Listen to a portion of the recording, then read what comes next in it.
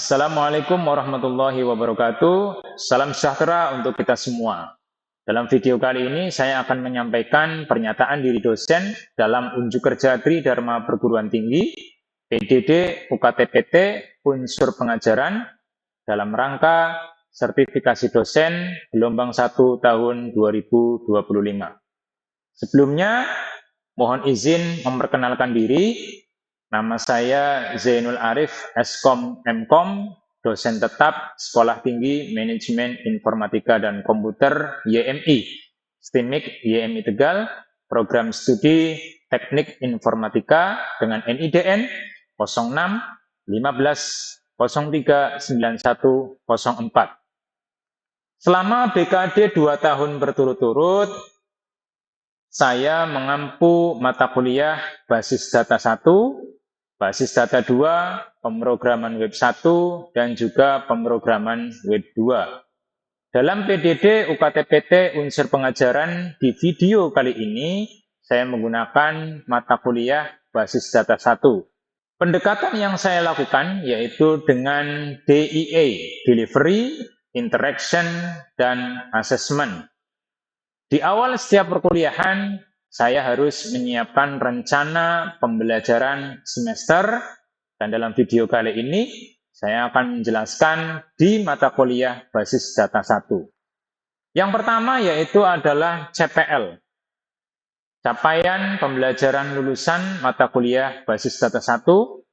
Ada 4 aspek. Yang pertama adalah aspek sikap, aspek pengetahuan, aspek keterampilan umum, dan aspek keterampilan khusus.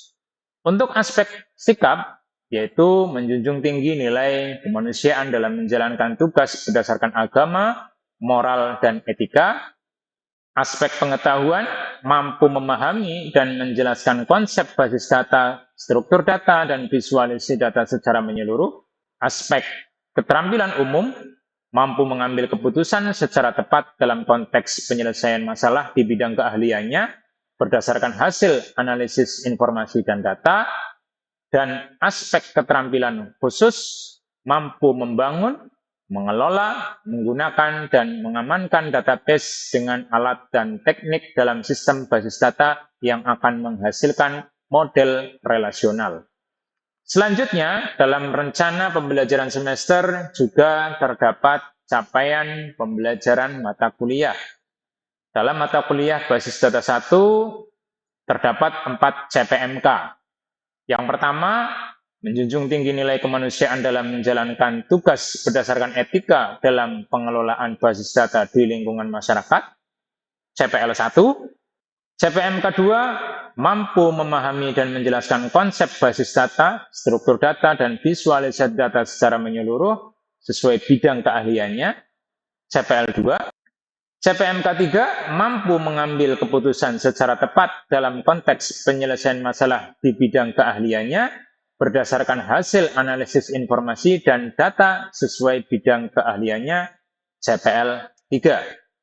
Dan CPMK 4, yaitu mampu membangun, mengelola, menggunakan, dan mengamankan database dengan alat dan teknik dalam sistem basis data yang akan menghasilkan model relasional, CPL 4. Selanjutnya, dalam rencana pembelajaran semester juga terdapat sub CPMK atau kemampuan akhir tiap tahapan belajar. Dalam mata kuliah basis data 1 terdapat 6 sub CPMK. Di antaranya sub CPMK 1, yaitu mahasiswa mampu menjelaskan pengertian konsep dasar database. Sub CPMK 2, mahasiswa mampu menjelaskan konsep database dan pemodelan data. Sub CPMK 3, mahasiswa mampu mendesain rancangan dan penyempurnaan model data. Sub CPMK 4, mahasiswa mampu mendemonstrasikan Oracle SQL Developer Data Modeler. Sub CPMK 5, mahasiswa mampu mendesain rancangan dan pemetaan database ke model fisik. Dan sub CPMK 6, yaitu mahasiswa mampu merancang basis data dengan menggunakan perintah-perintah SQL atau struktur query language. Selanjutnya, deskripsi mata kuliah basis data 1. Mata kuliah basis data 1 bertujuan untuk membekali mahasiswa dengan landasan pengetahuan dan keterampilan dalam merancang, membangun, serta mengelola sistem basis data relasional. Selanjutnya, mahasiswa akan mempelajari konsep fundamental basis data relasional, memahami terminologi teknis, serta mampu mengidentifikasi kebutuhan data untuk kemudian diterjemahkan ke dalam model konseptual menggunakan entity relationship diagram yang selanjutnya dipetakan ke dalam model logical relasional. Selanjutnya, kompetensi mata kuliah basis data 1. Yang pertama yaitu pemodelan data, yang kedua normalisasi, yang ketiga implementasi database menggunakan SQL, dan yang keempat yaitu penerapan alat bantu profesional seperti Oracle, SQL, Developer, Data Modeler. Metode pembelajaran yang dilaksanakan melalui kombinasi kuliah interaktif, demonstrasi perangkat lunak, studi kasus, serta metode project-based learning yang menekankan keterlibatan aktif mahasiswa dalam merancang dan mengimplementasikan solusi basis data berdasarkan skenario nyata di dunia bisnis ataupun organisasi. Dan untuk yang selanjutnya yaitu portofolio penilaian. Penilaian pembelajaran dilakukan secara menyeluruh melalui penilaian formatif dan sumatif yang mencakup tugas individu, proyek kelompok, kuis, ujian tengah semester, dan ujian akhir semester dengan fokus pada penguasaan konsep, kemampuan teknis, pemecahan masalah, serta sikap profesional dalam konteks kerja kolaboratif. Adapun sistem pembelajaran ataupun mode perkuliahan, saya menggunakan 3 mode perkuliahan, yaitu tatap muka, praktik di laboratorium, dan juga menggunakan konsep blended learning melalui LMS Learning Management System, sia.stinikmintegal.ac.id. Materi pembelajaran mata kuliah basis data 1 terdiri dari 6 mata kuliah pembelajaran. Yang pertama yaitu adalah pengantar database, yang kedua database dan pemodelan data, yang ketiga penyempurnaan model data, yang keempat Oracle SQL Developer Data Modeler, yang kelima memetakan ke model fisik, dan yang keenam adalah pengantar SQL. Dalam video PDD UKTPT unsur pengajaran, saya menggunakan materi yang kelima, yaitu memetakan ke model fisik. Selanjutnya, dalam video ini saya menyertakan cuplikan video pembelajaran. Selamat menyaksikan. Assalamualaikum warahmatullahi wabarakatuh.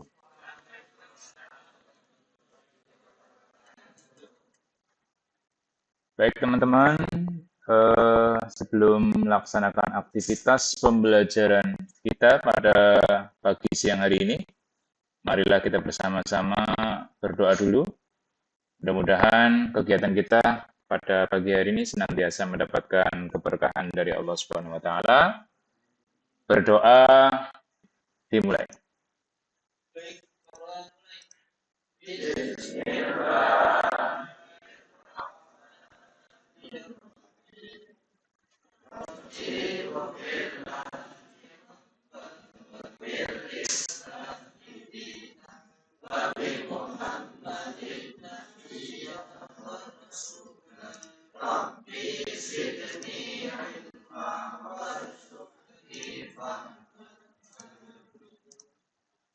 Oke, berdoa selesai. Bagaimana teman-teman kabarnya semuanya? Sehat ya? Mudah-mudahan selalu dalam lindungan Allah Subhanahu wa taala. Baik. Pada pertemuan hari ini nanti kita lebih rileks ya. Kita lebih santai saja, artinya tidak perlu kemudian nanti teman-teman mumet ya. Nanti kita mencoba untuk mempelajari materi kita di DFO 51 ya, mapping attribute and entitas atau mapping entitas and attribute. Namun sebelumnya saya pengen berbincang-bincang dulu dengan teman-teman. Silahkan nanti disimak video berikut ini agar kita bisa tahu ya tentang peran kita di basis data atau database di lingkungan industri maupun di lingkungan masyarakat sekarang, biar nanti tambah terbuka lagi. Bisa disimak videonya seperti berikut ini, teman-teman.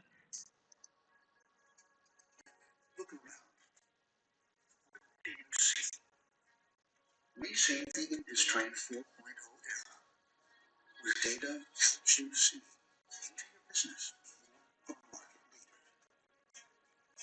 With you can see opportunity services that customers are anticipating. Create innovations that disrupt the market. Power your business with advanced technology. Transform digitally. Boost efficiency. Ensure site safety. Increase productivity. With data insights, there are no blind spots. You can see.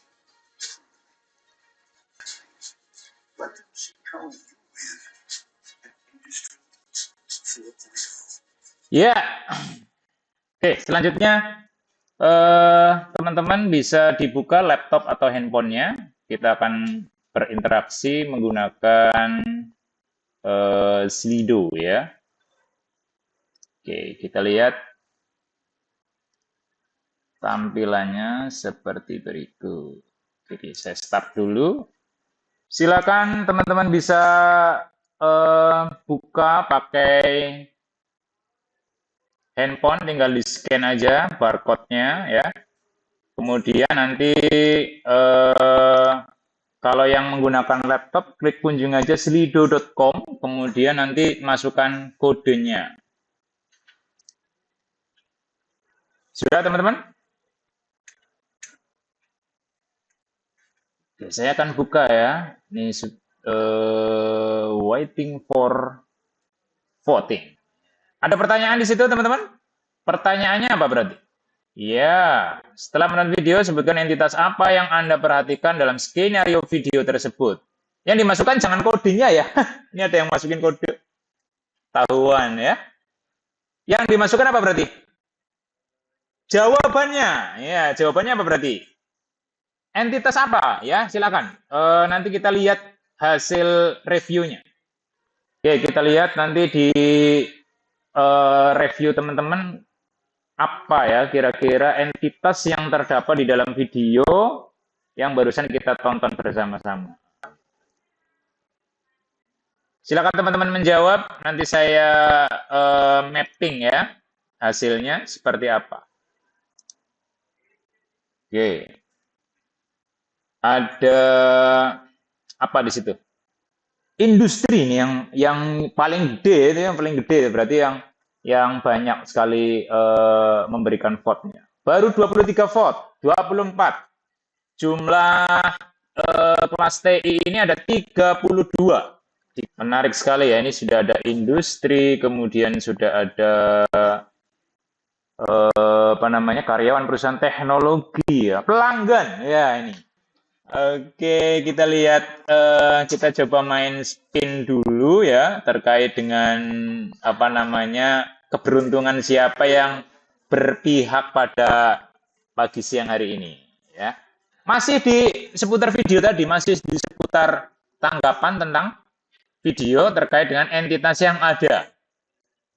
Boleh saya mainkan? Oke, kita mainkan ya. Iya. Siapa yang beruntung pada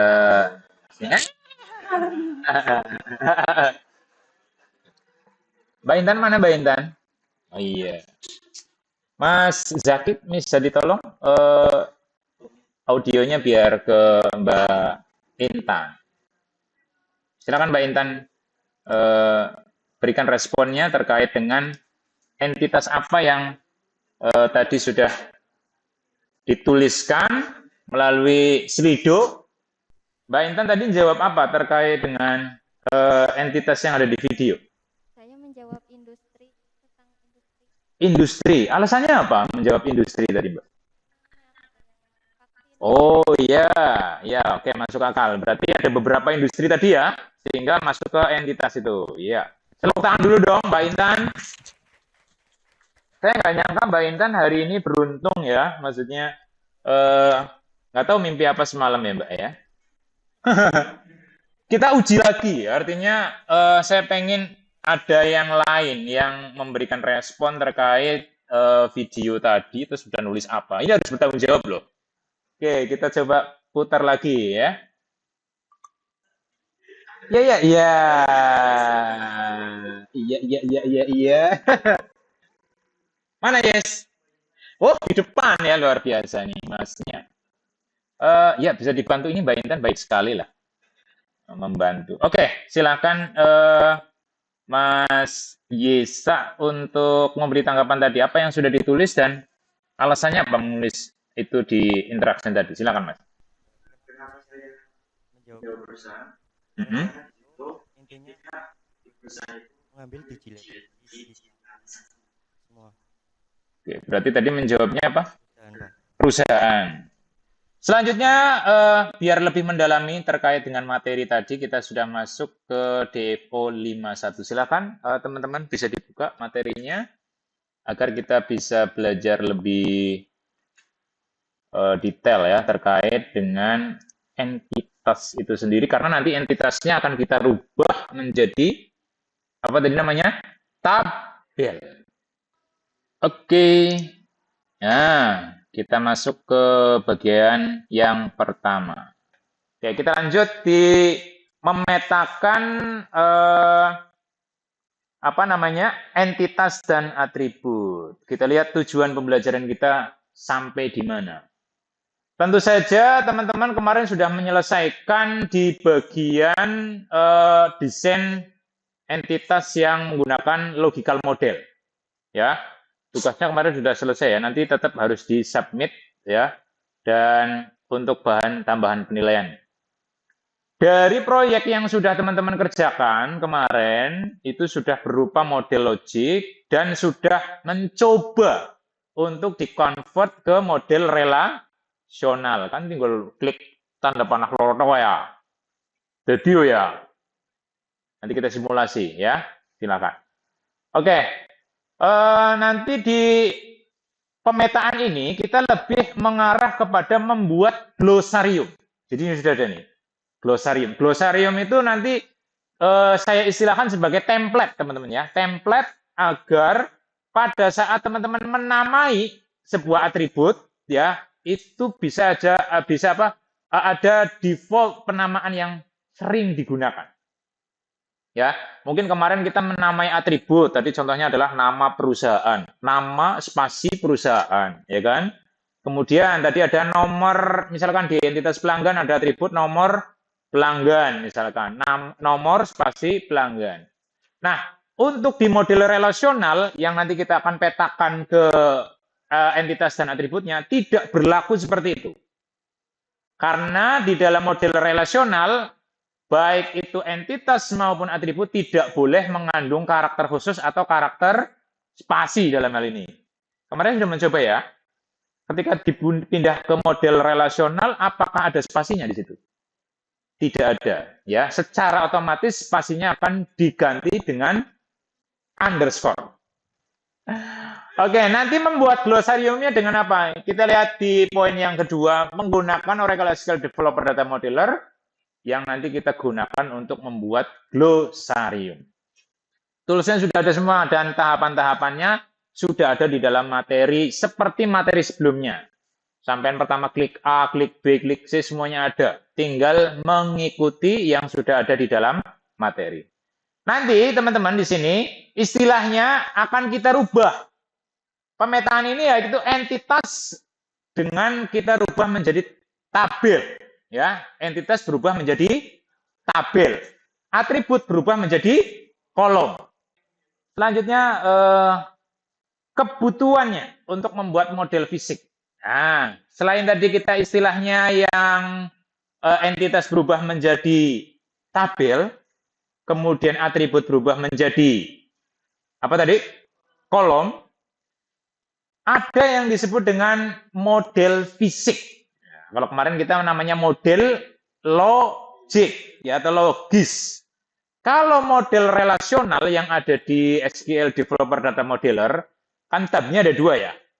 Tabnya ada dua ya di SQL Developer Data Modeler. Yang pertama adalah logical model dan sampingnya adalah relational model. Nah, relational model ini yang nanti bahasanya sama yaitu model fisik. Ya, nanti model fisik lah yang menjadi output ketika kita belajar di section 5 ini ya, pemetaannya seperti itu.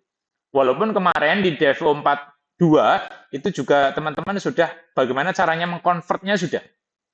Convert logikal ke model relasional sudah selesai, tapi kan kosakata yang ada di dalam kolom-kolomnya belum bisa terdefinisi yang menjadikan template-nya nanti. Ya. Jadi nanti kita akan mencoba untuk mengalihkan ke model fisik yang dari model logiknya.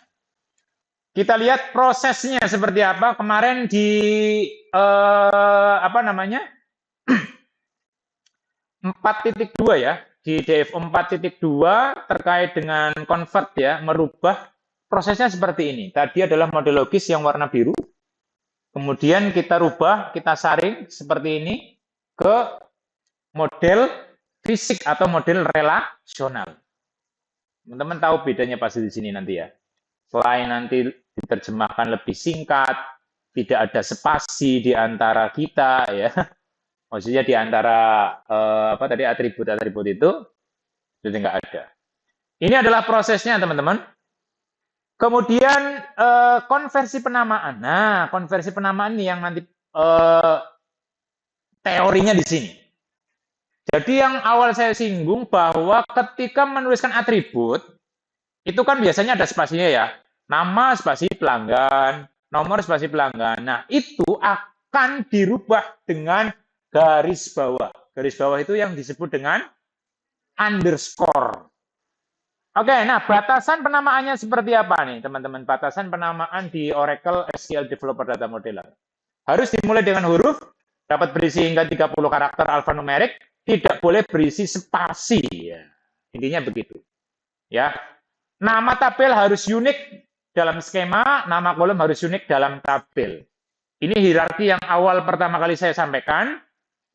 Kalau dalam satu database, tidak boleh ada nama tabel yang sama. Dalam satu tabel, tidak boleh ada nama kolom yang sama. Tapi kalau sudah berbeda tabel, udah berbeda database, boleh menggunakan nama tabel yang sama ataupun nama kolom yang sama, asalkan itu sudah di luar dari hierarki aturannya. Begitu ya. Ini batasannya. Lalu bagaimana kita akan menerapkan standar penamaan menggunakan Oracle SQL Developer Data Modeler. Nah, nanti inilah yang kita gunakan menggunakan tools Glossarium. Ya. Silakan Oracle SQL Developer Data Modelernya dibuka. Kita dibuka dulu, nanti di situ teman-teman akan langsung mengetahui posisinya di mana sih sebenarnya untuk membuat glosarium ini atau membuat kamus data ini ya. Jadi konsepnya seperti ini, nanti ada glosarium, nah template penamaan, nah yang tadi awal saya bilang bahwa nanti glosarium bisa menjadi template, kemudian penerjemahan tadi ya, validasi aturan desain. Jadi nanti si glosariumnya itu akan memberikan saran penamaan. Oke, yang pertama kita akan menerapkan standar penamaan menggunakan Oracle SQL Developer Data Modeler. Ya, menerapkan standar penamaan menggunakan Oracle SQL Developer Data Modeler. Ini sebelumnya kita juga sudah di-convert itu ya. Nah, secara default, nama tabel dipetakan secara langsung dari nama entitas dan tidak jamak. Ya, ini kalau di model logisnya tidak jamak, otomatis nanti di dalam model relasionalnya pun tidak jamak. Tapi pada aturannya nanti kalau sudah menjadi database relasional, model relasional, nama tabel itu sifatnya jamak.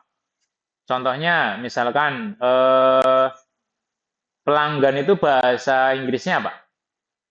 Customer. maka nanti tulisannya customers, ada S-nya. Itu kalau model relasional itu ciri khasnya begitu. Nah, ini glosariumnya teman-teman. Silakan bisa praktekkan sesuai dengan proyek terakhir. Kemudian selanjutnya kita membuat glosarium dari model logis. Nah, ini langkah-langkahnya. Nah, silakan teman-teman bisa buka Oracle SQL Developer Data Modeler-nya. Caranya seperti ini. Ya, di dalam logical model, kita cantumkan di situ, teman-teman. Pada logical modelnya ini, klik kanan pada logical model, kemudian pilih create glossary from logical model. Jadi logical modelnya dibuka terlebih dahulu, silakan. Setelah itu pilih create glossary from logical model. Selanjutnya ketika sudah masuk itu, maka teman-teman akan ditampilkan ini, ya, glossary editor. Nah, glossary editor ini yang nanti teman-teman bisa koreksi, ya.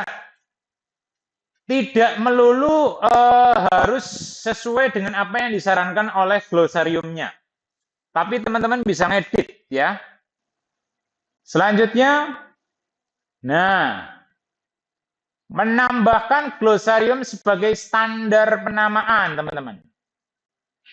Untuk glossarium yang akan diberlakukan selama proses rekayasa, ya, selama proses develop dari teman-teman sekalian, itu kita bisa menjadikan standar penamaan dengan cara kita menambahkan di bagian preference, ya, yaitu caranya klik kanan di desain model, ya, desain model di browser, kemudian klik properties, ya, di desain model klik properties. Langkahnya seperti ini.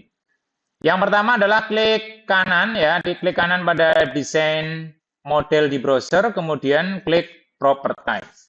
Silakan barangkali ada pertanyaan atau yang belum difahami, teman-teman. Nah, ini bahan prakteknya agar kita bisa lebih matang memahami tadi pemetaan. Silahkan bisa dilihat di situ ada beberapa hal yang harus diikuti tahapan-tahapannya, teman-teman. Ya.